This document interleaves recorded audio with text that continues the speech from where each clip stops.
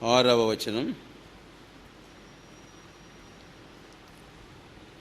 అప్పుడు అబ్రాము షెకెమునందలి ఒక స్థలం దాకా ఆ దేశ సంచారం చేసి మోరే దగ్గరున్న సింధూర్ వృక్షమునకు చేరెను. అప్పుడు కనానీయులు ఆ దేశంలో నివసించిరి.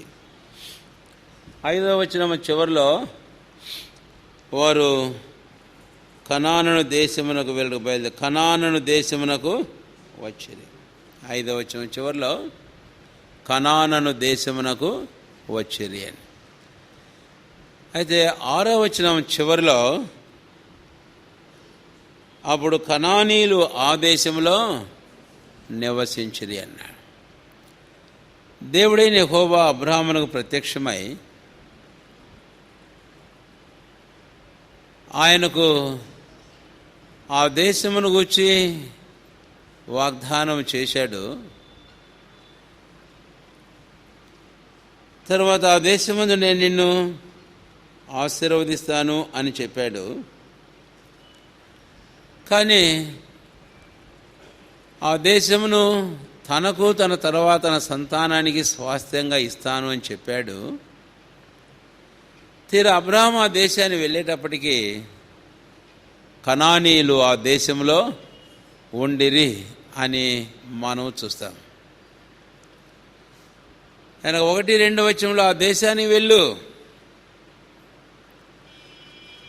5వ వచనం చివరి భాగంలో కనాను దేశమునకు వచ్చిరి, 6వ వచనం చివరి భాగంలో అప్పుడు కనానీయులు ఆ దేశంలో నివసించిరి. అంటే విశ్వాసమును బట్టి విధేయుడై ఎక్కడికి వెళ్ళవలనో ఎరగకే బయలుదేరి దేవుడు నడిపించకూడదు ఆ దేశానికి వచ్చాడు. కానీ అయితే ఆ దేశంలో తనకు ఏమి లేదు, ఆ కనానీయులు తనని ఏమి ఎరగలేదు, ఆ కనానీయులు ఆయనకు స్వాగతం పలకలేదు. లేక ఈ దేశం దేవుడు ఇస్తాడని చెప్పాడు గనక అబ్రాహాం పోగానే ఆ కనానీయులు కలుసుకుని, అయ్యా ఇదిగో ఈ ప్రాంతమంతా నీకు తీసుకో అని చెప్పనూ లేదు. లేక కనాను రాజులు ఉన్నారు, ఆ కనానీయులు రాజులు ఇక మేం కాదులే, మా మధ్య నీవే రాజువు కాబట్టి నీవు ఈ దేశంలో యావత్తు ఏలుమని చెప్పేసి వారు తమ కిరీటములను ఆ అబ్రాహాము దగ్గర ఉంచిన వారు కాదు అని. అంతకంటే మించి భిన్నముగా కనానీయులు ఆ దేశంలో ఉన్నారట. అబ్రాహాముకు సంశయం వచ్చిండొచ్చు, ఏమిటి దేవుడు వెళ్ళమన్నాడు 1-2 వచనాల్లో, 5వ వచనంలో నేను నా కళ్ళంతా తీసుకుని వచ్చాను ఈ దేశానికి, కానీ 6వ వచనంలో నేను వచ్చేటప్పటికి ఆ కనానీయులు ఇంకా ఆ దేశంలో ఉన్నారేంటి, ఇదేం ఖాళీగా లేదే, కాబట్టి నేను ఎలాగో ఈ దేశంలో ఉండగలను. కనుక అబ్రాహాము తన హృదయంలో ఈ సంశయాలు వచ్చున్నాయేమో మనుషులుగా మనకు తెలియదు. కానీ అయితే ప్రభువైన దేవుడు ఈ మనిషిని ఆ దేశాన్ని తీసుకుని వచ్చినప్పుడు it is very much populated with people that is filled with Canaanites. ఆ దేశము ప్రజల చేత నింపబడి ప్రజల స్వాధీనంలో వారందరూ నివాసం కాపురం చేస్తున్న వారుగా ఆ దేశం ఉంది అని. కనుక అనుకుంటాను అబ్రాహామును దేవుడు తీసుకుని వచ్చాడు. విశ్వాసమును బట్టి ఎక్కడికి వెళ్ళవలనో తెలియకయే అబ్రాహాము బయలు వెళ్ళి వచ్చిన తర్వాత దేవుడైన ప్రభు ఈ దేశాన్నే నీకు ఇస్తానని చెప్పినప్పుడు ఆ దేశంలో ఇంకా కనానీయులు ఉన్నారు. అయితే ఏ విశ్వాసంతో అబ్రాహాము బయలుదేరాడో అదే విశ్వాసము ఆ దేశంలో నివాసం చేయడానికి అబ్రాహామునకు అవసరమై ఉంది అని. ఆడు వెలుచూపును బట్టి చూస్తే దేవుని వాగ్దానం నిజమా అన్నటువంటి ప్రశ్న వస్తుంది. వెలుపటి చూపును బట్టి వెళితే అసలు ఇదేనా కాదా దేశం దేవుడు నాకు స్వాస్థ్యంగా ఇచ్చింది అని అనిపిస్తుంది అని. వెలుబడి చూపును బట్టి చూస్తే ఒకవేళ ఈ దేశమే అయినా ఈ దేశమంది కనానీయులను చూస్తూ ఉంటే నాడు వేగుల వారు ఏమన్నారు? వీరు రాక్షసులు, వారి ఎదుట మేము ఎలాగున్నాము? మెడతల వలె ఉన్నాం. కాబట్టి ఈ దేశమును మేమెలాగూ స్వతంత్రించుకోగలము అన్నటువంటి ప్రశ్నల పరంపర తన హృదయంలో వచ్చి ఉండొచ్చు. అందుకనే ప్రభువైన దేవుడు అబ్రాహామునికి ఏం చెబుతున్నాడు అని అంటే, ఏ విశ్వాసం బట్టి నీవు బయలుదేరి వచ్చావో అదే విశ్వాసం బట్టి ఈ దేశాన్ని నువ్వు ఏం చేయవలసి ఉన్నావు చెప్పండి? స్వతంత్రించుకోవలసి ఉన్నావు. అది దేవుడు అబ్రాహామునకు చెబుతున్నటువంటి మాట. 11వ అధ్యాయము హెబ్రీయులకు రాసిన పత్రిక, దయచేసి చూడండి. హెబ్రీ పత్రిక 11వ అధ్యాయము 33వ వచనం. వారు విశ్వాసము ద్వారా రాజ్యములను జయించిరి, నీతి కార్యములను జరిగించిరి, వాగ్దానాలు క్రొత్తగా పొందడం కాదు కానీ వాగ్దానముల ఫలమును వారు పొందారు. ఇప్పుడు వినని మాట, వారు విశ్వాసం ద్వారా వారు రాజ్యములను జయించారు. కనుక బై ఫెయిత్ అబ్రహాము కూడాను రాజ్యమును జయించి స్వతంత్రించుకోవలసిన వాడుగా ఉన్నాడు. ఇప్పుడు కీర్తనల గ్రంథంలో కీర్తనాకారుడు దావీదు ఓ సందర్భంలో తాను జయించవలసిన దేశములను గూర్చి మాట్లాడుతూ తాను అన్నటువంటి మాటలకు వద్దాం. 60వ కీర్తన, కీర్తనల గ్రంథము 60వ అధ్యాయము 6వ వచనము నేను చదువుతాను, తర్వాత మీరు చదవండి మార్చి. తన పరిశుద్ధత తోడని దేవుడు మాట ఇచ్చి ఉన్నాడు. నేను ప్రహర్షించదను, శకెమును పంచిపెట్టేదను, సుకోతు లోయను కొలిపించదను.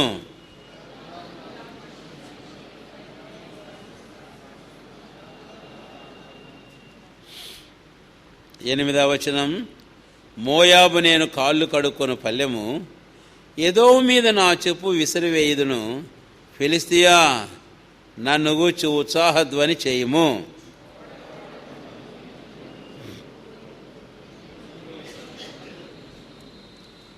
ఈ 4 వచనాల్లో మనం గమనించితే ఈ కీర్తన దావీదు రచించింది ఎప్పుడో పైన చిన్న అక్షరాలలో మనం చూస్తాం. ఎదోమీయులను చంపి తిరిగి వచ్చినప్పుడు అతడు ఉపదేశమునకు రచించిన గీత. కాబట్టి దావీదునకు ఇంకా యుద్ధాలు జరుగుతూనే ఉన్నాయి. ఇప్పుడు ఏదో ఒక యుద్ధంలో 12,000 మందిని చంపి యెహోవాబు వచ్చాడు. అయితే యెహోవా యుద్ధములు ఇంకా అనేకములు దావీదు జరిగించాలి.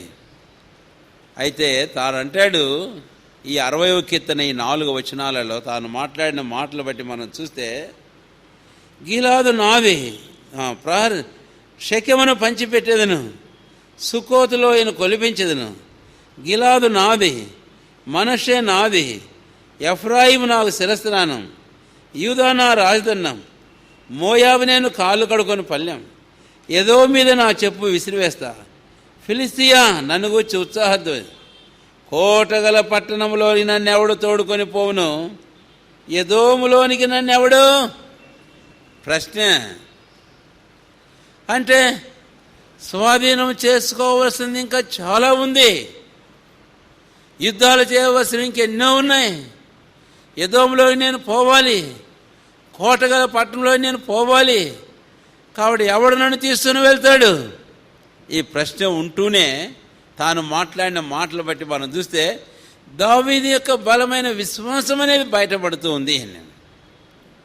నాది నాది నాది అన్నాడు. అదంతా దేనిని బట్టి చెప్పగలిగాడు అది నాదేని?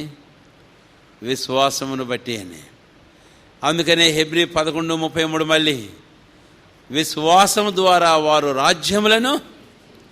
సరే, ఇప్పుడు మనం ముందుకు దాటుదాం.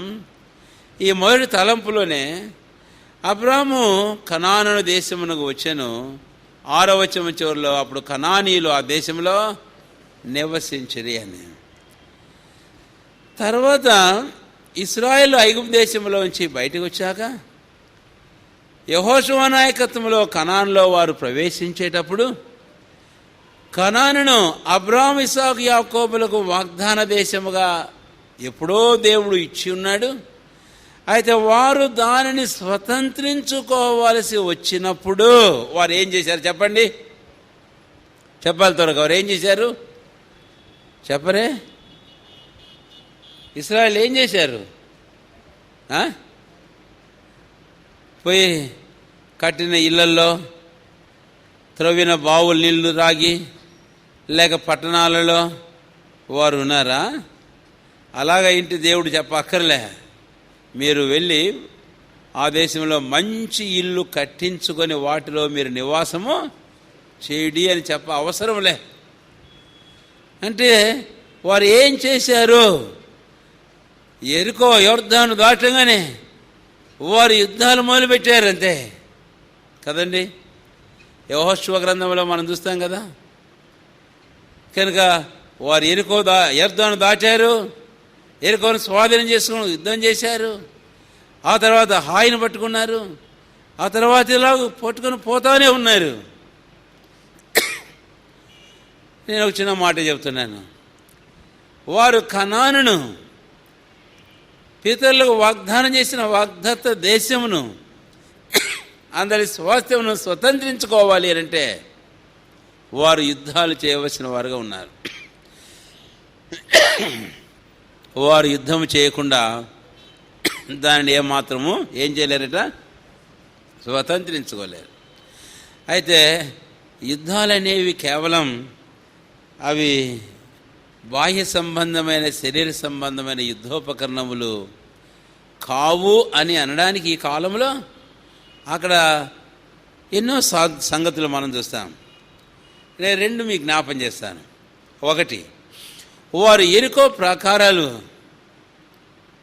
వారు పడగొట్టడానికి కొరకై పూనుకున్నప్పుడు దేవుడు వారికి ఏం చెప్పాడు? మీరు యెరికో చుట్టూ 6 దినములు దినముకు ఒక పర్యాయము మీరు తిరగండి. ఆ తర్వాత 7 పర్యాయములు మీరు ఒకే దినం తిరగండి.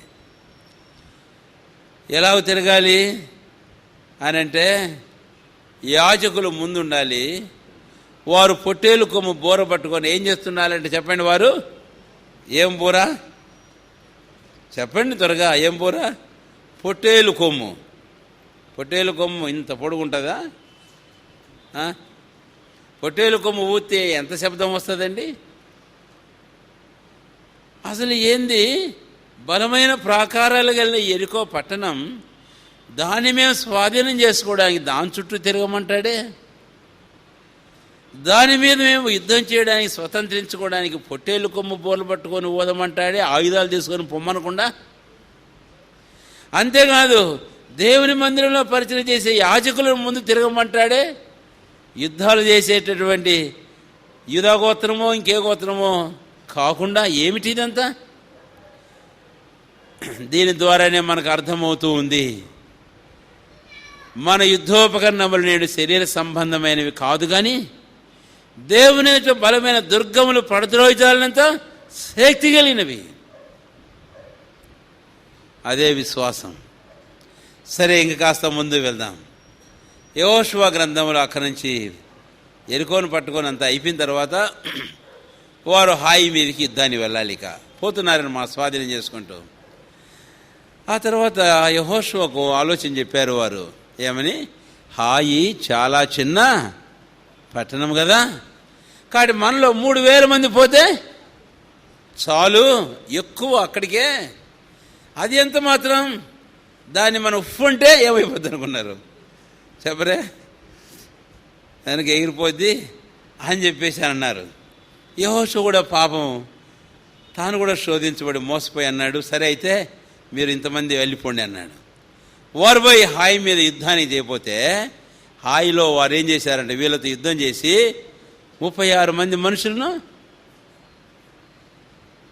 ఈ విషయం మళ్ళీ అక్కడ పాలెంలో యెహోషువ దగ్గరకు వచ్చి ఇశ్రాయేలు కుయోమరో ఇలాగ అయిపోయిందయ్యా, వారు మమ్మల్ని తరిమేశారు కాబట్టి ఇలా చంపేశారు కాబట్టి ఏంటిది, యెహోషువకి ఏం అర్థం కాకుండా అప్పుడు యెహోషువ కూడా ఏం చేశాడంటండి, చాలా నేల మీద పెట్టుకొని, ఎందుకు ప్రభువా ఇలా జరిగింది, ఈ ఓటమి, ఈ అపజయం, ఈ నష్టం, ఇంత పెద్ద యెరికో పట్టణాన్ని మేము ఇచ్చేసామే, అయితే 3,000 మంది వెళితే హాయి పట్టణాన్ని మేము చిన్న పట్టణం జయించలేకపోయినామే అని నేలను తల మోపుకొని ప్రార్థన చేస్తే దేవుడు అన్నాడు, నీవెందుకు తలను నేల మోపుకుందావు, లేవు అన్నాడు. కనుక వారు తమ సొంత బలం చేత వెళ్ళారు కాదు. మీరు జయించింది యెరికోను మీ బలం అనుకుంటున్నారా? కాదు, నన్ను బట్టి మీరు జయించారు. కనుక నేను ప్రియులారా, ఇక్కడ ప్రభు నేర్పిస్తున్న పాఠం ఏంటంటే, శరీర సంబంధమైన యుద్ధోపకరణములు కాదు, అయితే దేవుని బలమైన దుర్గాలు పడదేజాలినంత బలమైన యుద్ధోపకరణములు. అవి ఏమిటి? ఎఫెసీ 6వ అధ్యాయంలో పౌలు రాశాడు ఏమని, దేవుడి సర్వాంగ కవచమును విశ్వాసం అను డాళ్ళు. నేను ఇంక వాటి జోలికి పోవడం లేదు.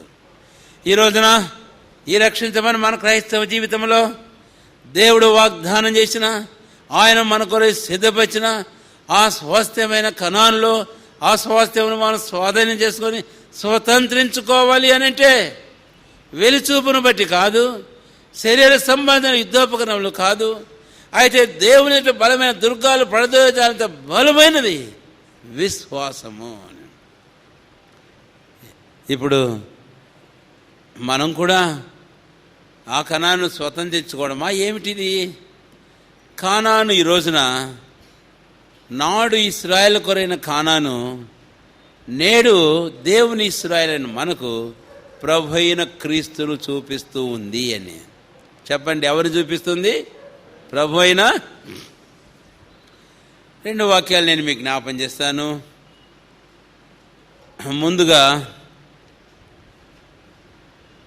ఎఫెసీ పత్రిక 1వ అధ్యాయం 3వ వచనంలో, మన ప్రభువు యేసుక్రీస్తు యొక్క తండ్రియగు దేవుడు స్తుతింపబడుగాక, ఆయన క్రీస్తునందు పరలోక విషయంలో ఆత్మ సంబంధమైన ప్రతి ఆశీర్వాదమును చెప్పండి దేని ఎందంట? క్రీస్తునందు. మరొక వచనం జ్ఞాపం చేస్తున్నాను.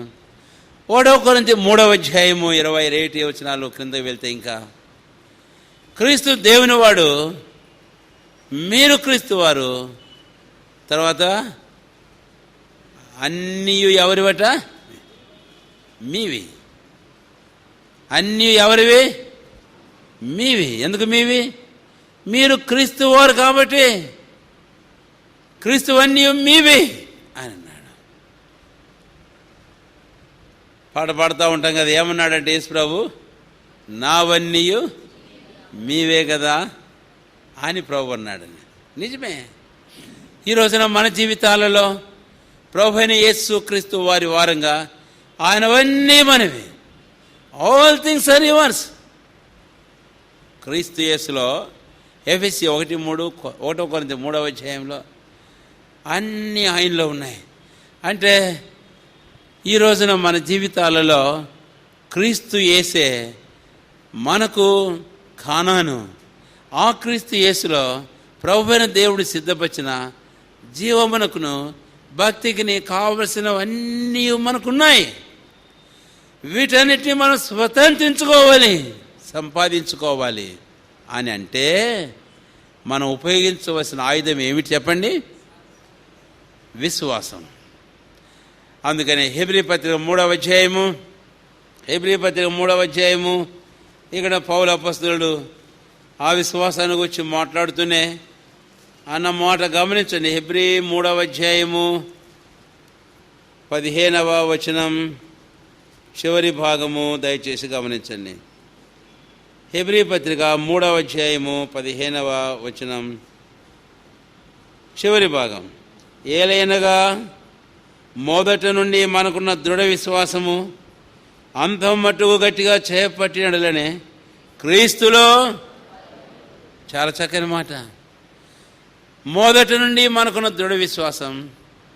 రెండవది అంత మటుకు మనం గట్టిగా చేపట్టలే, అప్పుడే మనం క్రీస్తులో ఏమైంటామట, పాలివారమైంటాం. ఈ వచనంలో ఈ చివరి బాగులు ఈ 3 మాటలు దయచేసి గుర్తుంచుకోండి. మొదటి నుండి మనకున్న దృఢ విశ్వాసం, రెండవది అంత మటుకు గట్టిగా చేపట్టాలి, అప్పుడే మూడవది క్రీస్తులో మనం ఏమవుతామట, we will possess Christ and things which are in Christ Jesus. క్రీస్తు యేసులో ఉన్న వాటిని అన్నిటినీ మనం స్వతంత్రించుకునే వారంగా ఉంటాం. కాబట్టి రక్షించమన్న ప్రోబిడ్లారా, అబ్రహాము 12వ అధ్యాయం 2 వచనాల ప్రకారం బయలుదేరుము అని దేవుడు అబ్రహాముతో చెప్పినప్పుడు, 5వ వచనం చివరి భాగం ప్రకారం కనాను దేశం వెళ్ళాడు. 6వ వచనం చివరి భాగాన్ని వెళితే వెళ్ళాడు, కానీ అబ్రహామునికి ఏమి తావు ఉన్నట్లు లేదు. అయినా నిరాశపడలేదు, సంశయములు సందిగ్ధాలు లేవు, విశ్వాసంతో చూచాడంతే. నిశ్చయముగా దేవుడు నాకు స్వాస్థ్యంగా ఇస్తాడు. కనుకనే ఈరోజు అట్టి విశ్వాసం మన జీవితంలో కలిగి ఉండడం, అట్టి విశ్వాసం ద్వారానే సమస్తమును జయించిన వారమై క్రీస్తులో సిద్ధపరిచిన స్వాస్థ్యాన్ని మనం స్వతంత్రించుకునే వారంగా ఉండి ప్రభునందు మనం ఆనందించి అనుభవించే వారంగా ఉంటాం. కాబట్టి విశ్వాస విషయంలో ఎక్కడ మనం బలహీనమైనామో ప్రభు దగ్గర క్షమాపణ కోరుకొని సరి చేసుకుందాం. పౌలు అపోస్తలులు ఈ మాట అన్నప్పుడు మొదట ఉండిన దృఢ విశ్వాసమని, రెండవది ఆ విశ్వాసం తుదమట్టు గట్టిగా చేపట్టమని, మూడవది ఆ విశ్వాస ఫలమే మీరు ఆ క్రీస్తులో పాలువారులుగా చేయబడతారని, మన విశ్వాసాన్ని మనం ప్రశ్నించుకొని పరీక్షించుకోవలసిన సమయం ఇది. అవును, ఇదే పౌలు అపోస్తలులు కొరింథీయులు రాస్తూ 2వ కొరింథీ 13వ అధ్యాయం 5వ వచనం ఉన్నాడు, మీరు విశ్వాసం కలవారి ఉన్నారో లేదో మిమ్మల్ని మీరే పరీక్షించి చూసుకోండి, మిమ్మల్ని మీరే శోధించి చూసుకోండి అని ప్రభువారు చెప్పాడు. ఆ తర్వాత మనం మరొక మాటకు వెళితే లూకా సువార్త 18వ అధ్యాయం 8వ వచనంలో యేసుప్రభువారు అంటాడు, మనుష్య కుమారుడు వచ్చినప్పుడు భూమి మీద ఆ విశ్వాసం ఉన్న కనుగొనో లేదో అని అన్నాడు. కాబట్టి ఇది మధ్యాహ్నం ప్రభువులో మనం చేయవేయకముందు మంచిదే, మొదట మనకు ఆ దృఢ విశ్వాసం ఉంది, దేవుని స్తోత్రం. అయితే రెండవదిగా ఆ విశ్వాసం మనం గట్టిగా చేపట్టుకున్నామా? ఏం కారణం? ఈ విశ్వాసం అనే ఆయుధమే మన జీవితాల్లో యుద్ధములు చేయడానికి, శత్రువును ఓడించడానికి, రాజ్యములు జయించడానికి, క్రీస్తులో మనకొరే ప్రభు సిద్ధపరిచిన సకల ఆశీర్వాదములు పరలోక విషయంలోను భూలోక విషయంలోను స్వతంత్రించుకొని అనుభవించి ఆనందించేందుకు కారణం. కనుక అబ్రాహాములో అదే మనం చూస్తాం. దేవుడు ఆ పాఠం నేర్పించడానికే అబ్రాహామును ఆ దేశాన్ని తీసుకుని వెళ్ళినప్పుడు అందరినీ వెకేట్ చేయించి ఇదిగో పో స్వతంత్రించుకోమని చెప్పలే. అదేంటి చాలా ఈజీగా ఉండేది కదా, ఎవరిని వెకేట్ చేయించలే, అందరు అక్కడే ఉన్నారు ఆ దేశంలో. అప్పుడు ఆ దేశంలో కనానీయులు ఆ దేశంలో గుర్తుపెట్టుకో, ప్రభు అయిన దేవుడు వాగ్దానాలు ఇచ్చాడని అయిపోయిందిలే అంతా, ఆయన చెప్పాడు చేస్తాడని అనుకుంటున్నావేమో. నిజమే, వాగ్దానం చేశాడు దేవుడు, వాగ్దానం చేసిన దేవుడు నమ్మతైన వాడు. అయితే మనం చేయవలసింది ఏంటో చూడు. ఇంకా ఆ క్రీస్తులో ఆయన మనకు సిద్ధపరిచినవన్నీ, నేను అందుకే చెప్పే విషయం 3 వాగ్దానం. 1వ కొరింథీ 3వ అధ్యాయంలో అన్నీ మీవి, నిజమే. కానీ ఎందుకని నాడు మన జీవితాలలో వాటిని మనం స్వతంత్రించుకోలేకపోతున్నాం, వాటిని ఆనందించలేకపోతున్నాం? కారణం ఏమిటి అంటే అటు జయించగలిగిన విశ్వాసం మన జీవితంలో కొరవైన కారణం చేతనే మన కొరకు సిద్ధపరిచిన స్వతంత్రించుకునేందుకు కొరకైనా వీలు లేకుండా ఉంది. కానీ సరి చేసుకొని ప్రభువును మనం అడుగుదాం. లూకా సువార్తలో 17వ అధ్యాయం 5వ వచనం అనుకుంటాను, యేసుప్రభు వారి శిష్యులు ఈ ప్రార్థన చేశారు, ప్రభువా మా విశ్వాసమును వృద్ధి పొందించం. తర్వాత తలంపు వెళ్దాం. ఆదికాండం 12వ అధ్యాయం 2 దయచేసి 6వ వచనం, 12వ అధ్యాయము 6వ వచనం. అప్పుడు అబ్రాము షెకెమునందలి ఒక స్థలము దాకా ఆ దేశ సంచారము చేసెను. ఇప్పుడు రెండవ తలంపు ఇక్కడ మనం చూస్తాం. ఆ దేశములకు వచ్చిన తర్వాత అబ్రాము షెకెమునందలి ఒక స్థలం దాకా ఆ దేశ సంచారము చేసెను అనే మాట వినండి. అబ్రహాం ఇంగ్లీష్లో ఒక వర్షన్లో passed through the plain of the land అన్నాడు. Passed through. అవును, అబ్రాముకు పెట్టబడిన పేరును బట్టి చూస్తే ఆ అర్థం కూడా అందులో కనపడుతుంది అని. మరొక వర్షంలో చూస్తాం, అక్కడ ఏమని రాశారు అంటే అబ్రహాం సోజర్న్ ఇన్ ది ల్యాండ్. అంటే అబ్రహాం ప్రయాణం చేశాడు. He journeyed in the land. కనుక ఈ మాట మనకి ఏం చూపిస్తూ ఉంది అని. ఆ తర్వాత మనం క్రిందకి వెళితే అబ్రాహాము తను ప్రత్యక్షమైన దేవునికి బలిపీఠం కట్టాడు ఒకటి. తర్వాత ఇంకా ముందుకు వెళ్ళి ఏం చేశాడట, అబ్రాహాము హాయికిని బేతుల మధ్యలో ఒక బలిపీఠం కట్టి అక్కడ గుడారము వేశాడు. He erected a tent with an altar. బలిపీఠంతో కూడా అబ్రాహాము ఒక గుడారమును వేశాను అని. కనుక ఏం చూపిస్తుంది గుడారం వేయటం? 6వ వచనంలో మనకుండే మాట. హెబ్రీ పత్రిక 11వ అధ్యాయాన్ని వెళ్దాం. మళ్ళీ రండి. హెబ్రీ పత్రిక 11వ అధ్యాయము 9వ వచనం అందరం కలిసి చదువుకుందాం. 11:9 అందరం కలిసి త్వరగా. విశ్వాసమును బట్టి అతనితో ఆ వాగ్దానమునకు సమాన వారసులైన ఇస్సాకు యాకోబును వారు గుడారంలో నివసించుచు అన్యుల దేశంలో ఉన్నట్టుగా వాగ్దత్త దేశంలో పరవాసులైరే. ఆ దేశంలో అన్యుల దేశంలో ఉన్నట్టుగా వాగ్దత్త దేశంలో పరవాసులై ఉన్నారు. ఏమిటి? 12వ అధ్యాయము 6వ వచనంలో ప్రభువైన దేవుడు నీకు ఈ దేశమును ఇచ్చేదను అన్నాడు. తర్వాత ఈ వాగ్దత్త దేశంలో అబ్రాహాము ఇప్పుడు ఎవరుగా ఉన్నాడటని గుడారం వేశాడు. దాని ద్వారా చెబుతున్నాడు, అయినా ఈ దేశంలో నేను ఎవరినట చెప్పండి, ఎవరినట? పరవాసిని. పాడతాం కదా పరవాసిని. జ్ఞాపం చేసుకుంటూ ఉండండి పాటలు. కాబట్టి పరవాసిని జగమున ప్రభువా అంటే నీవు వాగ్దానం చేసి కనాను నాకు ఇచ్చినా, నా తర్వాత నా కుమారుడిని ఇస్సాకు, ఆ తర్వాత యాకోబు, ఆ తర్వాత నా సంతతికి నిత్యమైన స్వాస్థ్యంగా దీన్ని నీవు ఇచ్చినప్పటికీ, అయితే ఈ దేశంలో మేము ఎవరము? So with that sense Abraham lived. ఆ మనసుతో, ఆ గ్రహింపుతో అబ్రహాము ఆ దేశంలో ఏం చేస్తూ వచ్చాడంటే చెప్పండి, సంచారం చేస్తూ వచ్చాడు. గుడారం ఏర్పాటు చేసుకొని అక్కడి నుంచి మళ్ళీ వెళ్ళవలసిన గుడారం మళ్ళీ తీసేసుకొని మళ్ళీ ఇంకో చోటు గుడారం వేశాడు. కాబట్టి ఇది మనకి ఏం చూపిస్తుంది అని అంటే, రక్షించబడిన దేవుని ప్రజలైన మన జీవితాలలో క్రీస్తు యేసులో ఎన్నో వాగ్దానాలు పరలోక విషయంలో ఆత్మ సంబంధమైన ఆశీర్వాదాలే కావు, ఈ లోకంలో కూడాను జీవమునకు కావలసినటువంటి ప్రతి దీవెన ప్రభువైన దేవుడు మనకు అనుగ్రహించినప్పుడు మనము ఎలాంటి వారంగా నివాసం చేయాలనో, వీటి విషయమైన మనం ఎలాంటి వైఖరిని కలిగి ఉండాలనో జ్ఞాపకం చేస్తున్నాను.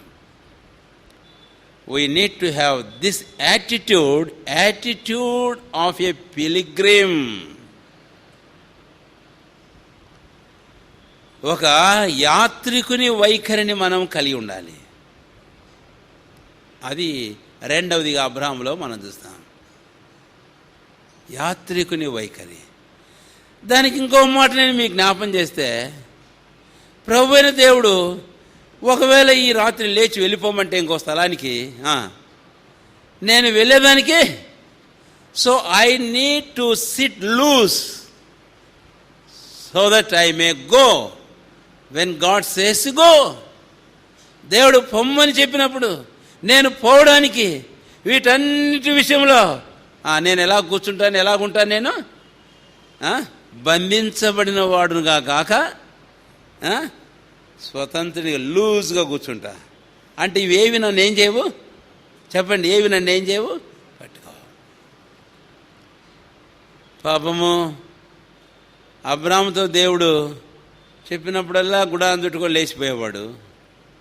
అయితే లోతు దగ్గర ఆ ముగ్గురు మనుషులు పంపించి పదండి ఇక్కడ నుంచి వెళ్ళి పదండి అదేనంటే రారే బలవంతం చేసి చేతులు పట్టుకొని బయటికి తీసుకొని వచ్చిన తర్వాత వెనక్కి చూడకండి అంటే చూడకుండా ఊరకుండా ఉన్నారా? ఏం చేసింది ఆఖరికి? లోతమ్మ, ఆమె పేరు లేదు కాబట్టి లోతమ్మ అంటున్నా. ఏం చేసింది లోతమ్మ? వెనక్కి చూసింది. అంటే వాటి చేత బంధించబడినట్టుగా, వాటి చేత లాగబడుతున్నట్లుగా తన మనసు అంతా అక్కడే. ఏదో కాయం బయటకు వచ్చిందే తప్ప కాలిపోకుండా. అయితే మనసు అంతా ఎక్కడుందంటే వాటి మీదనే.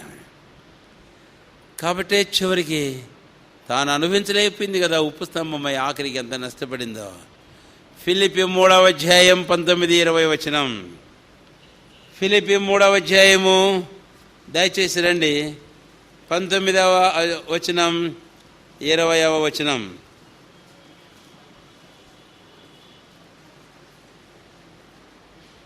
నాశనమే వారి అంతము, వారి కడుపే వారి దేవుడు. వారు తాము సిగ్గుపడవలసిన సంగతులేందో అసహ్యపడుచున్నారు. భూ సంబంధమైన వాటి ఏందో మనసు నుంచుచున్నారు. మన పౌరస్థితి పరలోకముందున్నది. అక్కడ నుండి ప్రభు అయిన యేసు క్రీస్తుని రక్షకు నిమిత్తము కనిపెట్టి కొని ఉన్నాము. కాబట్టి అక్కడి నుంచి ప్రభు అయిన యేసు క్రీస్తుని రక్షకుని కొరకు ఏం చేస్తున్నామంటాం మనం? కనుక మన పౌరస్థితి పరలోకములో ఉంది. అందుకనే భూ సంబంధమైన వాటి మీద మీరు మనసు పెట్టుకొనకుడి. కనుక ప్రియులారా, భూ సంబంధమైన వద్దని చెప్పడం లేదు. రక్షించబడగానే భూలోకంలోంచి మనల్ని తీసుకుని పొమ్మని యేసుప్రభువు వారు ప్రార్థన చేయడం లేదు. మనం మారుమనసు పొందగానే పరలోక రాజ్యంలో మన పేర్లు నమోదు చేయబడగానే ఈ లోకం నాకు ఇక అక్కర్లేదు, నేను చచ్చిపోతానని మనం అనడానికి ఏమాత్రం వీలు లేదు. అయితే లోకంలో జీవించుచునే ఎవరంగా జీవించాలి మనం చెప్పండి? ఆ లోకం విషయంలో ఎలాంటి వైఖరిని మనం కలిగి జీవించాలి? ఇవన్నీ నావి కానట్టుగా నేను జీవిస్తాను. ఇక నేను మీకు ఎక్కువ వచనాలు చూపడం లేదు, కానీ పౌలు కొరింథీయులు రాస్తున్నాను, తాను కలిగి ఉన్నవి తనవి కానట్టుగా. ఇది అబ్రహాము తన జీవితంలో చూస్తాం. కాబట్టి ప్రియులారా, రక్షించమని మన క్రైస్తవ జీవితంలో let us also have this kind of attitude towards the things of this world. ఈ లోకమునకు సంబంధించిన వాటి విషయంలో, అది ఆస్తి కానీ, పాస్తులు కానీ, ఐశ్వర్యాలు కానీ, లేక పేరు ప్రఖ్యాతుల ప్రతిష్టలో, వరములు, తలాంతులో, ఈవులో, మరి ఏవో ప్రభు అనుగ్రహించినవన్నీ కూడా మనవి కావనట్టు ఈ లోకంలో మనం వాటి విషయంలో ఇలాంటి వైఖరి కలిగి మనం జీవించడం అనేది అవసరం. అయితే ఎన్నో పర్యాయములు లోతుకు వలె మన జీవితాల్లో వాటితో హత్తుకొని ఉన్నాం. ఇది చాలా ప్రమాదకరమైన విషయం. ఎలాగో హత్తుకొని ఉన్నాము అని అంటే, 2 ఏనుగులను అటొకటి ఇటొకటి పెట్టి మధ్యలో అడ్వర్టైజ్మెంట్ ఇస్తుంటారు. ఏం అడ్వర్టైజ్మెంటు? ఫెవికాల్ అంటే ఈ 2 చెక్క ముక్కల మధ్య ఫెవికాల్ వేసి అంటించేస్తారు. అంటిస్తే ఇక అటొక ఏనుగు ఇటొక ఏనుగు పట్టి లాగినా ఓడదు అని చెప్పడానికి. మనం కూడా అట్లే ఉన్నాం. We are pasted with Fevicol to the world. ఈ లోకానికి ఫెవికాల్తో మనం ఏం చేయబడినట్టు? ఫెవికాల్ ఏం తాగుతుందన్న నాకు, అంతకంటే మించిన దాంతో నేనేమైనానట అతుకబడి ఉన్నాను. సోదరుడు, మంచిది కాదు. కలిగి ఉండు వాటిని, కాదని చెప్పడం లేదు. But let these things not become entanglement in our lives. ఇవన్నీ మన జీవితాలలో మనల్ని చిక్కులు పెట్టే చిక్కులుగా ఉండకున్నట్లు జాగ్రత్త పడదాం. నేను మొదటి తలంపులో చెప్పా, దేవుడు వాగ్దానం చేశాడు కాబట్టి క్రీస్తు మీవాడు కాబట్టి మీవన్నీ ఎవరివట? ఆయనవన్నీ ఎవరివట? క్రీస్తువే. ఇవన్నీ ఇచ్చున్నాడు. అయితే వాటిని మనం అనుభవించాల్సిందే, మంచిదే కాదని చెప్పడం లేదు. అయితే ప్రభు లేచిపోమన్నప్పుడు నేను రెడీగా ఉన్నా. I sit loose with such things in my life. నేను ఒక మాట చెప్పి ముగించేస్తాను. 3వ తలంపుగా యిర్మీయా గ్రంథంలో ఇశ్రాయేలుని గురించి రాయబడింది. సరే, ఇశ్రాయేల్ ప్రయాణం గురించి మనందరికీ బాగా తెలుసు. వారు నడిపించేదానికి దేవుడు ఏమి ఇచ్చాడంటే చెప్పండి, పగటు మేఘస్తంభమును, రాత్రి అగ్నిస్తంభం. ఎప్పుడు ఆ మేఘం వారి మధ్యలోంచి పైకి లేస్తూ వారి మీద నుంచి లేచి కదులుతుంది, అప్పుడు ఏం చేసేవాళ్ళంటే ఇశ్రాయేలీలు, ఒకవేళ రాత్రి ఆ అగ్నిస్తంభం ఎప్పుడైతే వారి మీద నుంచి లేచి వెళ్ళిపోతుందో అప్పుడు వీళ్ళు ఏం చేసేయాలంటే చెప్పండి, అప్పటికప్పుడు టకామని అందరూ మేలుకొని లేచి అన్నీ చుట్టేసి గుడారాలు మడితేసేసి దేవుని మందిర ప్రత్యక్ష గుడారము వాళ్ళ పనులన్నీ చేసుకొని అంతా మూటముల్లో సర్దుకొని ఏం చేస్తారు, వారు బయలుదేరేవారు. ఎక్కడైనా వారు ఆగారా మేఘం కదిలినప్పుడు? లేదు. కనుక మీకు జ్ఞాపం చేసే మాట ఇదే, మేఘం ఎప్పుడు కదులుతుందో మనకు తెలియదు. వాళ్ళకు తెలుసా మేఘం ఎప్పుడు కదులుతుందో? అందుకని వారిని గురించి ఏం రాయబడిందంటే యిర్మీయా గ్రంథం 2వ అధ్యాయం 2వ వచనంలో, విత్తనములు వేయదగని దేశమందు నీవు చూపిన నీ వైవాహిక ప్రేమను నేను జ్ఞాపకము. విత్తనములు వేయదగని దేశం కనుక ఒకవేళ వారు విత్తనాలు వేశారే అనుకో, కోతకు వచ్చిందే అనుకో, మేఘము లేచిపోతుంది. ఇప్పుడు ఏం చేయాలి మరి? ఉండు మేఘమా కోత కోసుకొని అంత కూర్చుకున్న తర్వాత పోతాం ఉండు అని అనడానికి వీలుందా? లేదు. కనుకనే పిల్లారా జాగ్రత్త. 40 సంవత్సరంలో ఇశ్రాయేలు నా ప్రకారం నడిపించిన దేవుడు ఈరోజు అబ్రహాము జీవితం ద్వారా మనకు ప్రభు నేర్పిస్తారు. 2వ పాఠం ఇదే.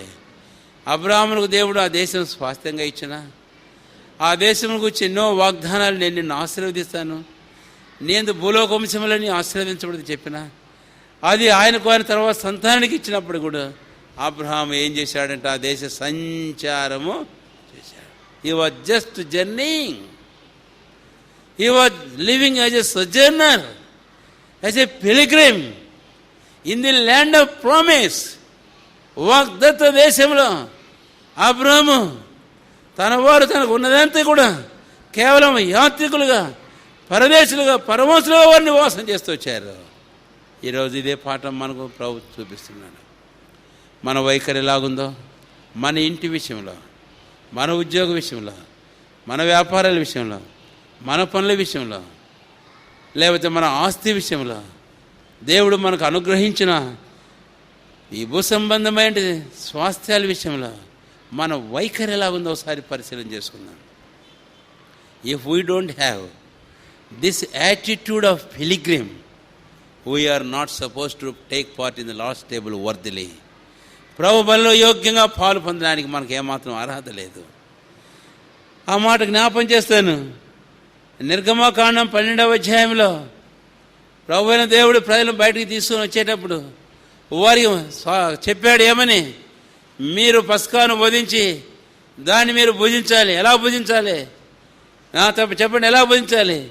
మీ కాళ్ళ చెప్పులు తొడుక్కోవాలి, మీ నడుములు బిగించుకోవాలి, మీ చేత కర్రను పట్టుకోవాలి, త్వరపడి మీరు దాన్ని, నేను వాటి గురించి వ్యాఖ్యానం చేయబడడం లేదు, కానీ అయితే ఈ 4 సంగతులు they are the characters of the pilgrim. ఆ 4 ఒక యాత్రికుని యొక్క లక్షణాలు. యాత్రికుని యొక్క లక్షణాలు.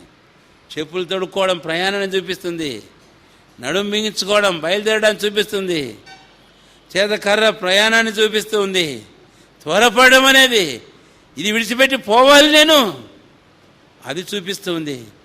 ఈ రోజున ప్రభువులో పాలు పొందడానికి సిద్ధపడుతున్న ప్రియులారా, ఈరోజు మన జీవితాల్లో దేవుడు మనకు అనుగ్రహించిన వాటి విషయంలో ఇలాంటి వైఖరినే కలిగి or who is sitting loose to such things in this world, or we are just sticking on so much that we have been entangled.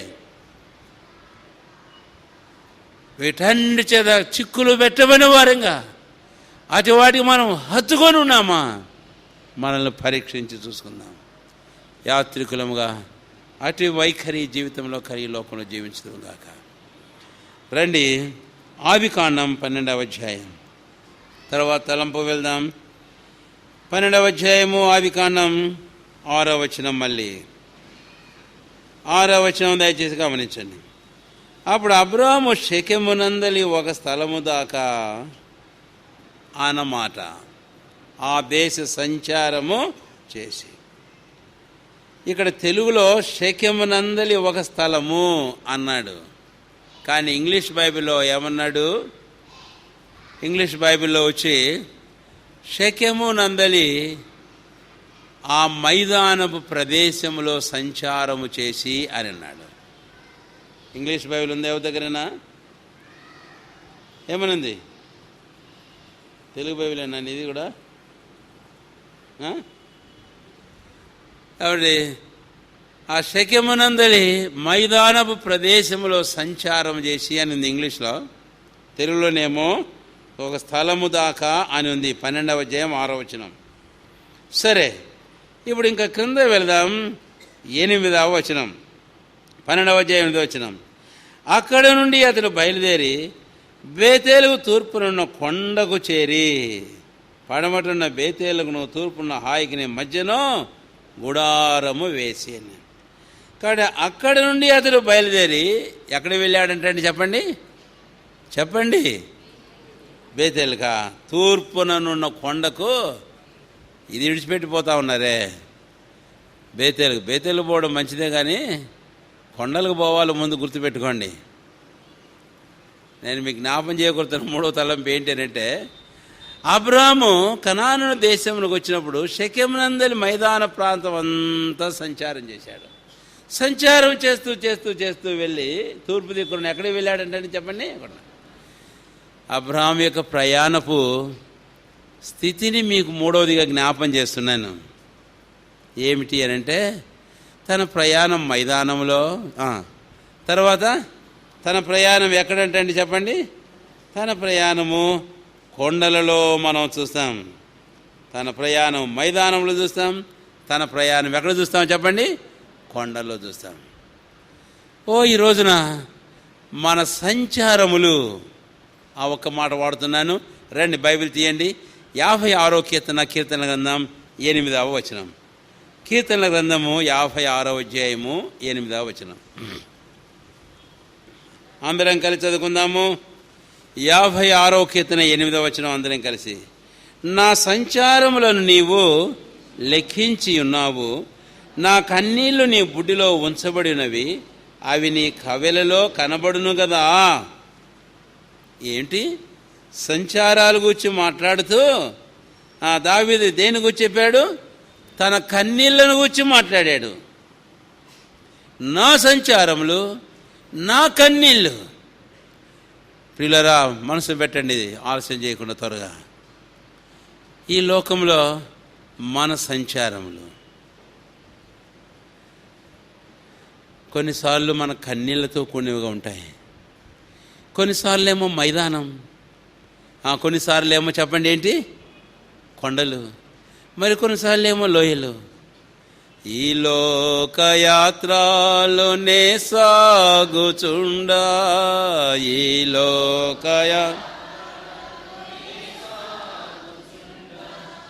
ఒకసారి నవ్వు, ఒకసారి ఏడ్పు, ఒకసారి నవ్వు, అయినాను క్రీస్తేసు నా తోడనుండు, అయినాను క్రీస్తేసు నా తోడనుండు. ఈ లోకయాత్రలో సాగుచుండా. కాబట్టి ఈ లోకయాత్ర స్థితి ఎలాంటిదో 3వదిగా అబ్రాహాము జీవితంలో మనం ఇక్కడ జ్ఞాపం చేయబడుతున్నాం. ఒకసారి ఏమో మైదానం సునాయాసంగా పోయేది, మరొకసారి ఏమో చెప్పండి ఏంటట, కొండలు ఎక్కవలసినవి.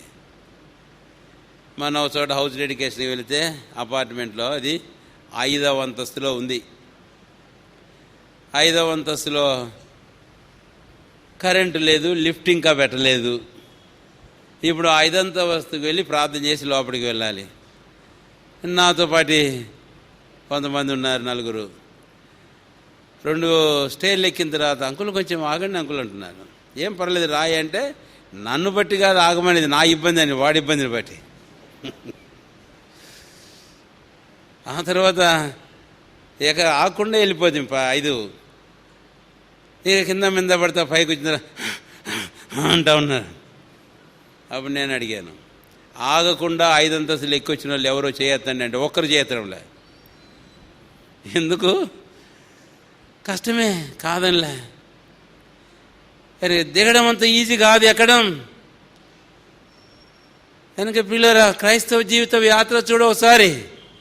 ఇప్పుడేమో ఇక్కడ 2 సంగతులు చెప్పాను. ఒకటి మైదానం, in the plain of the land of the Shechem. ఆ దేశంలో షెకెము, ఆ ప్రాంతం మైదానంలో సంచారం చేసిన అబ్రాహాము, అక్కడి నుంచి తూర్పుకు వెళ్ళి ఆ కొండల్లో ప్రయాణం చేసిన అబ్రాహాము 84వ కీర్తన వెళితే ఇప్పుడు 5-6 వచనాల్లో మనం చూస్తాం ఏమని, వారు బాకా లోయల్లో పడి వెళ్ళొచ్చు. So they are going through the valleys of Baca. లోయలు గుండా వెళుతున్నారు.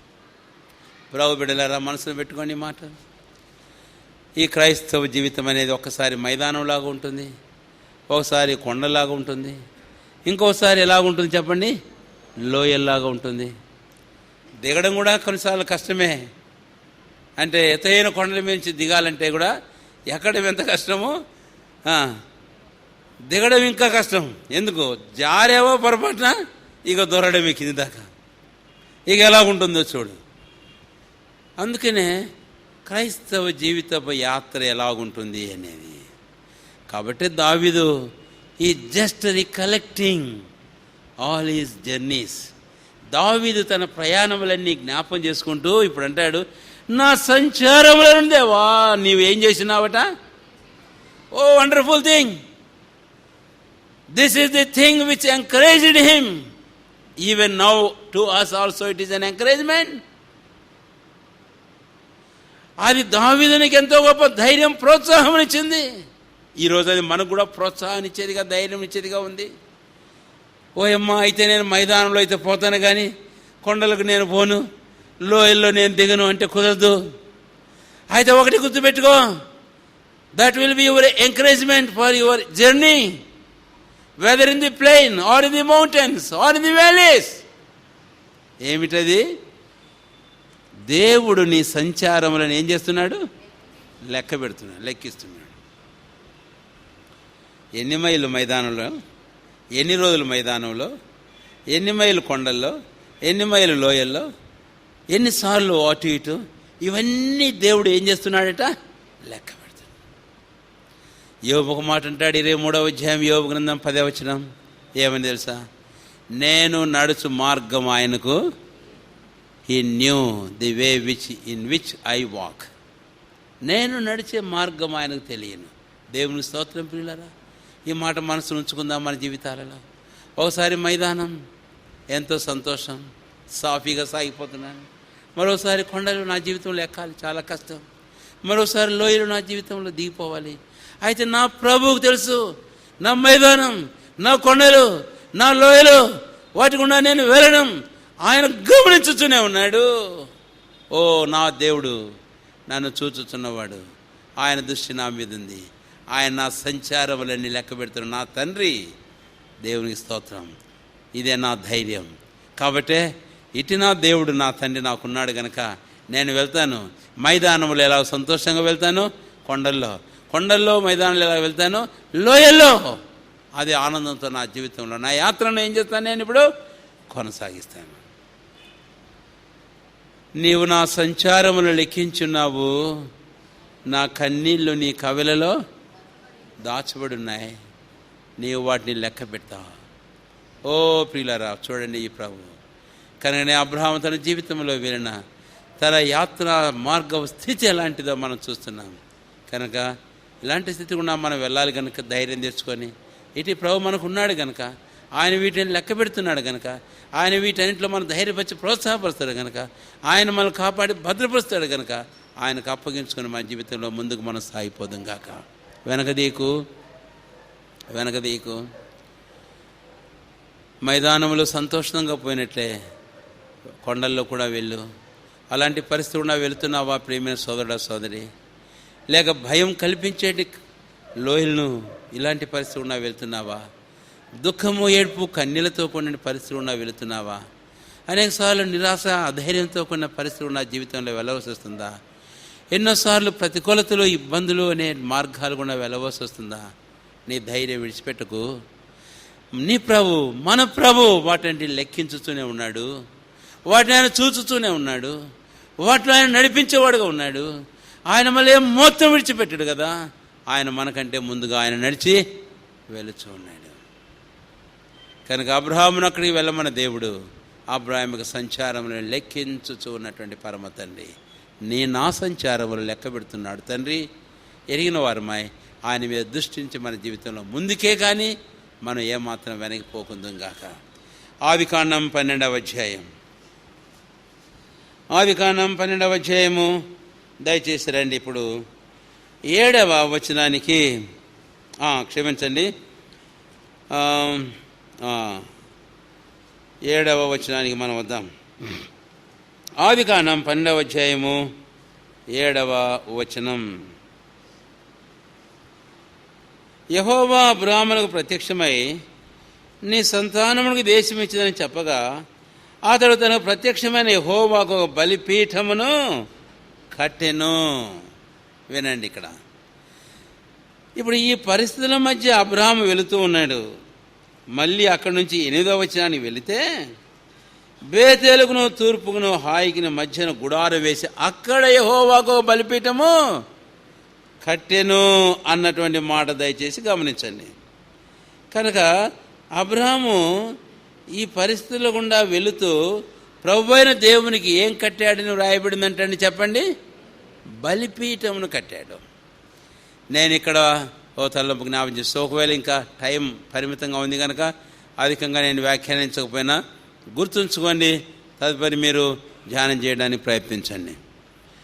మైదానంలో సంచారం, పర్వతాల్లో కొండల్లో సంచారం, లోయల్లో అబ్రహాం యొక్క సంచారం.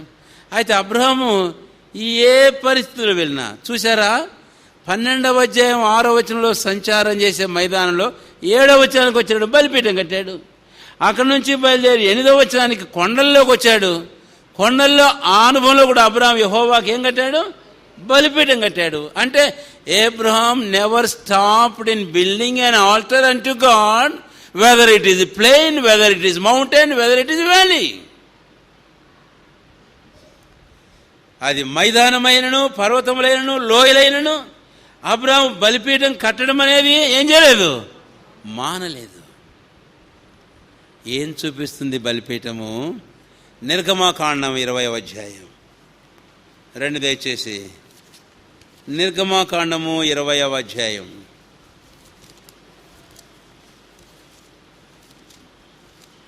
ప్రభువైన దేవుడు నాడు మోషేతో ఇశ్రాయేలుతో సెలవిచ్చిన మాట మనం చూస్తాం.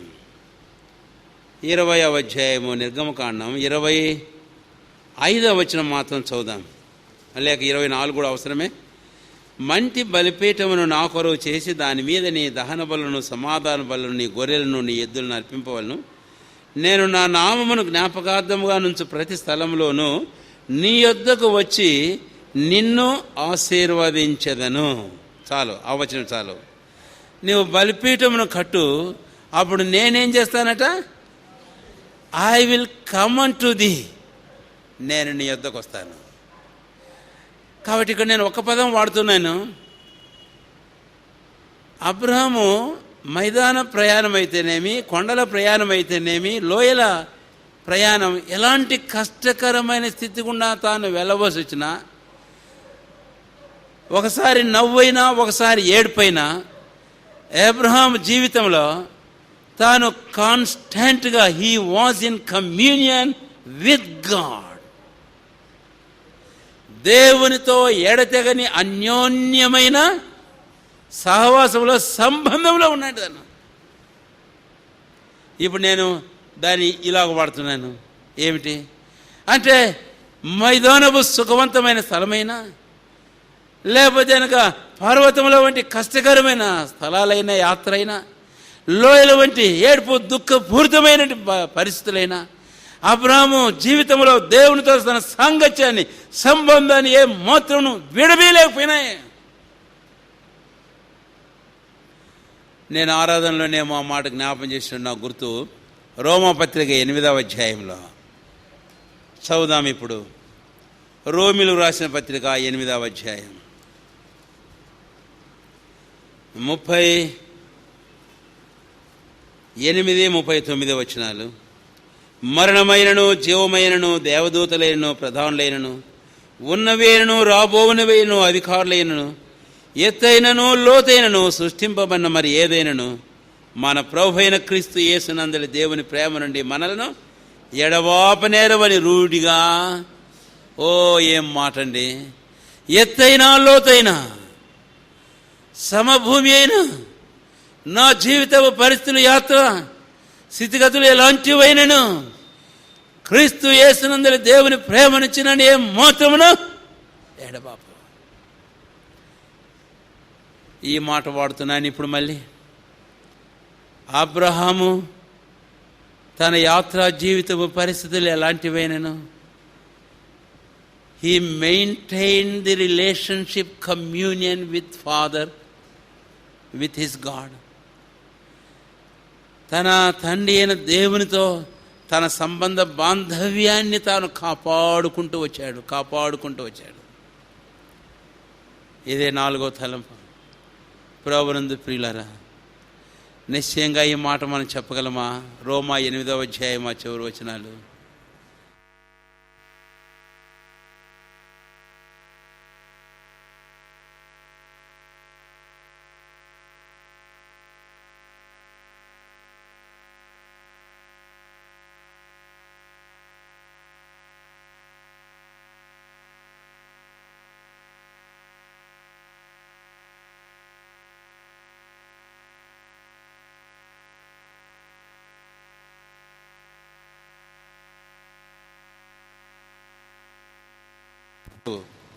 నాకు తెలుసు ఆ సంగతి. నేను ఎలాగ చెప్పగలను ఆ మాట? What a courage you have to say that. అలాగ చెప్పడానికి నీకున్న ధైర్యం ఏంటి? ఎలాంటి ధైర్యం అది? వాస్తవంగా ఎక్కడి నుంచి కలుగుతుంది ఈ ధైర్యం? 8వ అధ్యాయం 37వ వచనం. ఆయనను మనలను ప్రేమించిన వాని ద్వారా మనము వీటన్నిటిలో, ఇవన్నీ ఎన్నైనా ఇవి నన్ను ఎడమాపనేను, అంతేకాదు వీటన్నిటిలో నేను అత్యధికమైన విజయవంతుణ్ణి. ఏం కారణం? త్రూ హిమ్ హూ లవ్డ్ మీ. నన్ను ప్రేమించుచున్న వాడు ఆయన నా ఆధారం. కాబట్టి ఆయన నాతో చెప్పాడు ఈ మాట. ఏమని చెప్పాడు తెలుసా? హెబ్రీ పత్రిక 13వ అధ్యాయం 5-6 వచనాలు దావీదు మాటలు అక్కడ ఎత్తి వ్రాశారు. నేను కలిగిన వాడితో తృప్తి పొంది ఉండుము, నేను నిన్ను విడువను, నేను నిన్నెన్నడను ఎడబాయనని ఆయన చెప్పాను కదా. అన్న తర్వాత దావీదు ఒక మాట అంటాడు. ఏమని? నరమాత్రుడు నాకేమి అని మంచి ధైర్యంతో, I can say with good courage, మంచి ధైర్యంతో నేను చెప్పగలను. ఏమని చెప్పగలను? నరమాత్రుడు నాకేం చేయగలడు. అరే ఎట్లా చెప్తావా ఆ మాట? ప్రభు నాకు సహాయుడు, నరమాత్రుడు నాకేమి. కాబట్టి ఖడ్గమైన, కరువైన, వస్త్రహీనతైనా, మరి ఏ నరుడైనా, ఎవరి ప్రయత్నములు పన్నాగములైనా క్రీస్తు ప్రేమను, దేవుని యందు ప్రేమ నుంచి నన్ను ఏమాత్రం ఎడబాపన్నారు. ఎందుకు? ప్రభు నాకు సహాయుడు. అందుకనే ఇటు మంచి ధైర్యం మన జీవితంలో కలిగి ముందుకు సాగిపోదాం. ఇదే కీర్తనకారుడైన 46వ కీర్తనలో ఏమని? దేవుడు మనకు ఆశ్రయమును దుర్గమునై ఉన్నాడు, ఆపత్కాలంలో ఆయన నమ్ముకున్నదైన సహాయకుడు కనుక. తర్వాత వచ్చిన కనుక ఏం తీయలేదా ఇంకా మీరు? రెఫరెన్స్ చెప్పినప్పుడు ఎప్పుడైనా రెఫరెన్స్ చూసుకోమని చెప్పాను కదా, ప్రతిసారి చెప్పనా? 46వ అధ్యాయం 2వ వచనం చదవండి దయచేసి. కావున భూమి మార్పు నొందినను, నడి సముద్రంలో పర్వతములు మునిగినను, వాటి ఘోషించుచు నురుగు కట్టినను, ఆ పొంగునకు పర్వతములు కదిలిపోయినను, మనము భయపడకుందుము. ఓ దేవునికి స్తోత్రం. కనుకనే ధైర్యం తెచ్చుకొని రక్షించమని ప్రోబిడ్లారా, మన జీవితాల్లో ఈ మాట మనం మనసులో ఉంచుకుందాం. నేను 4వ తలంపుకి వచ్చినాను కదా. Let us take care to maintain the constant communion with our father in heaven, the Jesus Christ. పరలోకమందు మన తండ్రి అయిన ప్రభువైన యేసుక్రీస్తు వారితో ఎడతెగని సంబంధ బాంధవ్యాన్ని మనము కలిగి కాపాడుకునే విషయంలో శ్రద్ధ తీసుకుందాం. అదే నా 4వ తలంపు. అదే అబ్రహాము యొక్క జీవితంలో మనం చూస్తాం. మైదానంలో సంచారం చేశాడు, కొండల్లో సంచారం చేశాడు, లోయల్లో సంచారం చేశాడు. ఒకసారి నవ్వు, ఒకసారి ఏడ్పు, కష్టము, కొండలు, ఒకసారి కన్నీళ్ళు, దుఃఖము. అయినా సరే he built an altar unto God who appeared unto him. తను ప్రత్యక్షమైన యెహోవాకు ఆయన ఒక బలిపీఠమును కట్టాడు. That speaks of the constant communion of Abraham in all such journeys with God who appeared unto him. 12వ అధ్యాయం ఆదికాండం 2 దయచేసి తర్వాత తలంపుకు మనం వెళ్దాం. ఆదికాండము 12వ అధ్యాయము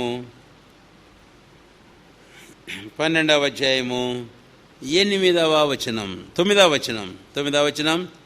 అబ్రాము ఇంకా ప్రయాణము చేయుచు దక్షిణ దిక్కుకు వెళ్ళెను. అబ్రాము ఇంకా ప్రయాణము చేయుచు అనేటటువంటి మాట మీ ముందుంచాలని కోరుతున్నాను. ఇది ఎన్నవది? ఇది 5వదా? 5వది. అబ్రాము ఇంకా, అబ్రామ్ స్టిల్ జర్నీడ్. 84వ కీర్తన 7వ వచనం. ఇందాక 84వ కీర్తనలో ఒక మాట, 2 మాటలు మనం జ్ఞాపకం చేసుకున్నాం, తీసి చదవలేదు కానీ 7వ వచనం చదవండి దయచేసి. 84వ కీర్తన 7వ వచనం. ఎవరైనా ఒకరు తీసిన వారు కానీ వారు నానాటికి బలాభివృద్ధి నందుతూ ఏం చేస్తారట? ప్రయాణం. ఇంగ్లీష్ బైబిల్ ఏముందంటే, they go from strength to strength. వారు బలము నుండి అధిక బలమునకు ఏం చేస్తున్నారంటే వారు వెళ్తూ ఉన్నారు. వారు they go from strength to strength. అంటే అబ్రాహాము జీవితంలో నేను మీకు జ్ఞాపం చేయాలని కోరుతున్న 5వ తలంపు ఏంటంటే, Abraham just not satisfied with the journey he made. అంతవరకు అబ్రాహాం చేసిన ప్రయాణమును బట్టి అబ్రాహాం ఏమాత్రం తృప్తి పొందలే. And also he is in very much in the knowledge of journey which he needs to still go or make further. తన ముందు భవిష్యత్తులో ఇంకా తాను చేయవలసిన ప్రయాణం ఉంది అన్న సంగతిని వచ్చే జ్ఞానం అబ్రాహాంలో ఉంది. అంతేకాకుండా అబ్రాహాం ఈ పరిస్థితిని బట్టి ఏమాత్రం ఆగిపోకుండా అబ్రాహాం స్టిల్ జర్నీడ్ అని అనడంలో అబ్రాహాము ఇంకా సాగిపోతూనే ఉన్నాడు తన జీవితంలో. అందుకనే పౌలు చెప్పిన ఒక మాట నేను మీకు జ్ఞాపం చేస్తాను. నేను అంతటితోనే ఆ తలం ముగిస్తాను, మిగిలిన తలంపులు అలాగే ముగించేస్తాను, వ్యాఖ్యానం చేయను అధికంగా. ఫిలిప్పీ పత్రిక 3వ అధ్యాయంలో 2 దయచేసి. ఫిలిప్పీలు రాసిన పత్రిక 3వ అధ్యాయం 3వ అధ్యాయము ఫిలిప్పీలు రాసిన పత్రిక దయచేసి చూడండి. 12వ వచనం. ఇదివరకే మేము గెలిచితిమని నేను ఇదివరకే సంపూర్ణ స్థితి పొందితమని నేను అనుకుంటలేదు, కానీ నేను దేని నిమిత్తం క్రీస్తు చేసిన పట్టబడితో దాన్ని పట్టుకున్న వల్లని పరిగెత్తున్నాను. 13వ వచనం. సహోదరులారా, నేను ఇదివరకే పట్టుకున్నాను తలంచుకొని, అయితే ఒకటి చేస్తున్నాను, వెనక ఉన్నవి మరిచి ముందున్న వాటి కొరకు వేగిరపరచు. 14వ వచనం. క్రీస్తు యేసునందు దేవుని ఉన్నతమైన పిలుపును కలుగు బహుమానం పొందవలని గురి యొద్దకే పరిగెత్తుచూ ఉన్నాను. ఆ చివరి మాట జ్ఞాపం చేస్తాను. I press forward. ఇంగ్లీష్లో చాలా బాగుంది. ఐ ప్రెస్ ఫార్వర్డ్ అంతే. Why? Because I have not attained yet. నేను పట్టుకొని ఉన్నానని నేను అనుకోవడంలే. అయిపోలేదు, నేను చేరాను అనుకోలేదు, గెలిచాను అనుకోలేదు, సంపూర్ణ స్థితి పొందాను అనుకోలేదు. కాబట్టి నేను ఇంకా చేయవలసి ఉంది, పోవలసి ఉంది. నేను ఇంకా పోవాలి సంపూర్ణత కొరకు. అందుకని హెబ్రీ 6:1-2 సంపూర్ణుల మగుటకు let us go on unto perfection. కనుక పరిపూర్ణతకు మనం పోవలసిన వారంగా ఉన్నాం. అదే అబ్రహాము జీవితంలో. 5వదిగా నేను మీకు జ్ఞాపం చేయకూడదు. పౌలు జీవితంలో మనం జ్ఞాపం చేసుకున్నాం. ఒకవేళ జీవితంలో ఎక్కడైనా ఆగిపోయి ఉన్నావా, గెలిచానులే అని అనుకుంటున్నావా, పట్టుకొని ఉన్నానులే అన్న తలంపు ఏమైనా నీలో వచ్చిందా, అయిపోయిందిలే నేను సంపూర్ణ సిద్ధి పొందాను అనుకున్న తలంపులు ఏమైనా మన మనసులో మెదలాడుతున్నాయా? చాలాసార్లు ఇవి మనల్ని ఎంతో నష్టపరుస్తున్నాయి సోదరులారా, సోదరులారా. కాబట్టి నీ మనసులో ఒకటి పెట్టుకో, పౌలు చెప్పిన మాటలు పెట్టుకో. నేనేం గెలవలే, నేనేం పట్టుకోలే, నేను ఇంకేం సంపూర్ణ సిద్ధి పొందలే. ఈ మనసు నీలో ఉండాలి, ఈ తలంపు నీలో ఉండాలి. ఇవి ఉన్నప్పుడే మన జీవితంలో మనం ఏం చేస్తామంట, విల్ ప్రెస్ ఫార్వర్డ్, ముందుకే మనం సాగిపోతాం. Let us not just be satisfied. ఇంతవరకు మనం వచ్చిన ప్రయాణం, ఇంతవరకు చేసే సేవ, ఇంతవరకు పడే ప్రయాసం, ఇంతవరకు ఏమి జరిగిందో దీన్ని బట్టి కాదు సంతృప్తి చెందుకో. ఇంకా ఉంది చాలా నీ జీవితంలో ముందుకు పోవాలి. కాబట్టి keep on going, pressing forward to that goal till that perfection. కనుకనే 5వదిగా 9వ ఆదికాండం 12వ అబ్రాము ఇంకా, చక్కని మాట, అబ్రాము ఇంకా ప్రయాణము చేయొచ్చు. కాబట్టి నా జీవితంలో ఎక్కడ ఆగిపోయినామో మన ప్రయాణ విషయంలో సరి చేసుకుందాం, వెనక తీసామో క్షమాపణ కోరుకుందాం, ప్రభు సమర్పించుకుందాం, ఆ ముందుకు మనం సాగిపోదాం. ఆ స్వయం తృప్తి అయిపోయిందిలే, గెలిచానులే, సంపూర్ణ సిద్ధి పొందానులే, పట్టుకొని ఉన్నానులే అని అనుకుంటున్నావేమో. ఏమీ లేదు. ఇంకా పౌలంతటి వాడన్నప్పుడు ఆఫ్టర్ ఆల్ మనం ఏమాత్రం భారం, ఇంకెంతో ఉంది సోదరులారా, సోదరులారా. కాబట్టి ముందుకు సాగిపోయేందుకు వెనక ఉన్నవి మర్చిపో, వెనక ఉన్నవి మర్చిపో, గతం మర్చిపో, విడిచిపెట్టు, కాదనుకో, నిరాకరించు, తృణీకరించు. ఎవరిని జీవితంలో ఆటంకంగా వచ్చినవి ఆయన్ని విడిచి మర్చిపోయి ముందున్న వాటి కొరకు సాగిపోదు కాక. 12వ దయచేసి రండి. 6వదిగా ఇక్కడ మనం గమనించినప్పుడు 12వ ఆదికాండము దయచేసి రండి. 9వ అబ్రాహాము ఇంకా ప్రయాణం చేయొచ్చు, దక్షిణ దిక్కుకు వెళ్ళెను. 10వ గమనించండి. అప్పుడు ఆ దేశంలో కరువు వచ్చెను. ఆ దేశంలో కరువు భారంగా ఉన్నందున అబ్రాహాము ఐగుప్తు దేశంలో నివసించుటకు అక్కడికి వెళ్ళాను. నేను ఒకవేళ అక్కడే ముగించేస్తాను. 9వ అబ్రాహాము ఇంకా ప్రయాణం చేయొచ్చు. ఏం చేశాడంటండి చెప్పండి? దక్షిణ దిక్కుకు వెళ్ళాడు. ఆ దేశపు దక్షిణ దిక్కునకు సంఖ్య వేసి కింద ఒక పదం రాయబడింది. ఏమిటి? నెగెవ్ అంటారు, లేక నెగెబు అంటారు.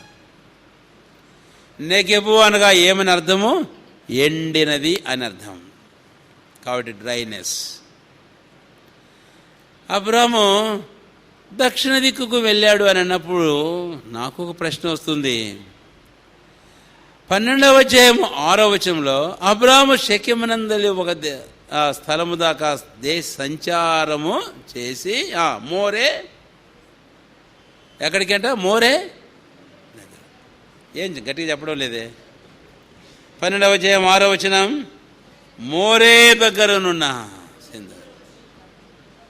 కాబట్టి మోరే దగ్గరున్న సింధూర వృక్షము నొద్దకు చేరే మంచి స్థలం. అయితే మోరే అనగా అర్థం ఏంటి తెలుసా? మోరే అనగా ఇన్స్ట్రక్షన్ అని అర్థం. అబ్రాము తాను ప్రయాణం చేయొచ్చు, ఎండిన స్థితికి రావడం ఏంటి అనేది నాకు ఒక ప్రశ్న. ఏంటంటే అబ్రహాము ఒకవేళ ఇన్స్ట్రక్షన్ తీసుకోలేదా ఏమిటి అని. మోరే దగ్గర మోరే అనగా ఇన్స్ట్రక్షన్. కాబట్టి నేను మీకు ఇక్కడ జ్ఞాపం చేయబోతున్న మాట ఒకటి, మన జీవితంలో మన యాత్రలన్నింటి కొరకై, ప్రయాణాలన్నింటి కొరకై మనం we need to be instructed by the lord. అందుకని 2 వాక్యాలు జ్ఞాపం చేసి నేను ప్రార్థన చేస్తాను. 32వ కీర్తన 8వ వచనం. 32వ కీర్తన 8వ వచనం చదవండి తీసి ఎవరైనా ఒకరు. కీర్తన 32:8.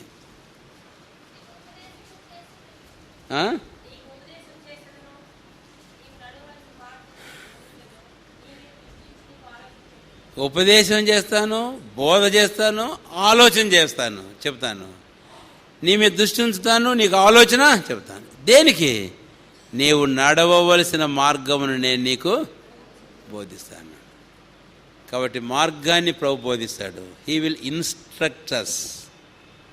గమనించండి ఆ మాట. ఇప్పుడు 2వ వాక్యం కీర్తన 37వ అధ్యాయం 23వ వచనం. 37వ కీర్తన 23వ వచనం అనుకుంటాను, చదవండి. ఒకని నడత యెహోవా చేత. ఇంగ్లీష్ బైబిల్లో బాగుంది. The steps of righteous are ordered by the Lord. నీతిమంతుని అడుగులు యెహోవా చేత ఆజ్ఞాపించబడినవి అని. చాలు. కనుక మన జీవితాల్లో నేర్చుకుందాం. ప్రభు చేత బోధించబడడానికి, ప్రభు చేత నడిపించబడడానికి, ప్రభు చేత ఆజ్ఞాపించబడడానికి మన జీవితాల్లో మనం నేర్చుకుందాముగాక. కనుక అది చాలా ప్రాముఖ్యమైనది. ప్రభు మనకు నేర్పిస్తానని చెప్పాడు. ఆ ప్రకారం మనం నేర్పించబడిన మోరే అదే మనకు చూపిస్తుంది. నిశ్చయంగా అబ్రహాము ఆ ప్రకారము నడిపించబడుతూ వచ్చిన సందర్భాలు బైబిల్లో అనేకములు చూస్తాం. కానీ ఈ రోజున ఆ ప్రకారం నడిపించబడడానికి ప్రభుకు మన జీవితాలు సమర్పించుకుందాం. మన చేతులు ప్రభు చేతికి ఇద్దాం. ఊరికి ఆయన బోధిస్తే, ఆయన ఆలోచన చెప్తే, ఆయన ఉపదేశం చెప్తే చాలదు. అవన్నీ విన్న మన జీవితాలలో మనం ఏం చేయవలసిన వారంగా ఉన్నామో తెలుసా? ఇప్పుడు we need to surrender ourselves or submit ourselves to the hands of that father. ఆ తండ్రి యొక్క చేతులకు మనల్ని మనం సమర్పించుకోవాలి అని. హోషేయ 11వ అధ్యాయం 11 అనుకుంటాను, 1-2 వచనాలలో లేక 12వ అధ్యాయం చూడండి దయచేసి. ఇశ్రాయేలు నా కుమారుడు ఐగుప్తు నుంచి నేను పిలిచాను. ఎన్నో అధ్యాయము? కనుక బాలుడు ప్రేమ కలిగి పిలిచి తిని